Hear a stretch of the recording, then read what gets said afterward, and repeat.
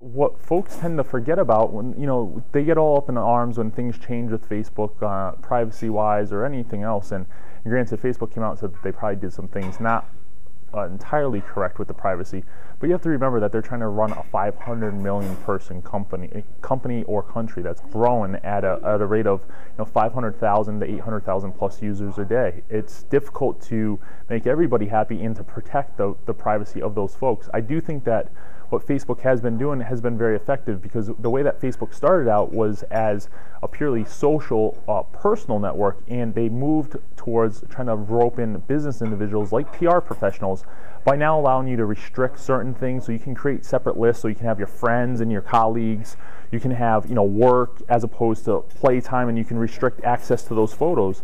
The PR professional has to realize that not only do they have a personal brand to protect, but also when they're on there, they're also on there on behalf of their clients and their company. So realize that everything that you're doing now, unlike before, you could be a PR professional 9 to 5 or 9 to 6 or whatever, go home, and you might choose to do other things that might never cross those two areas. But now they're totally intermingled, and your clients are going to be on Facebook looking at what you're doing, your friends and family, your colleagues, your competitors. So understand how your personal brand can affect other brands that you work with. Also, with the privacy controls, you have to realize how those impact your clients, and either go back and look at current campaigns that you're running or previous campaigns, and tweak as appropriate, and keep your clients abreast of all those updates, and make sure that you learn about them when they come out.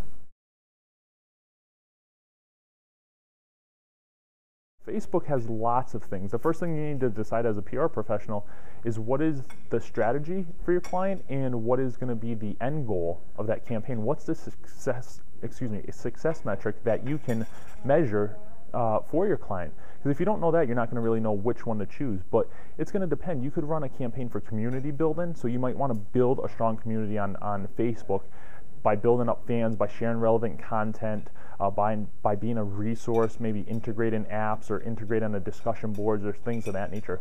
You might run just a pure advertising campaign on Facebook, where you are using Facebook ads to target ads on either a CPC, so cost per click, or a CPM, cost per 1,000 impressions basis, where you are targeting a certain demographic for your client, whether that's for a focus group, or that's a product launch, or that's a survey, or everything will depend.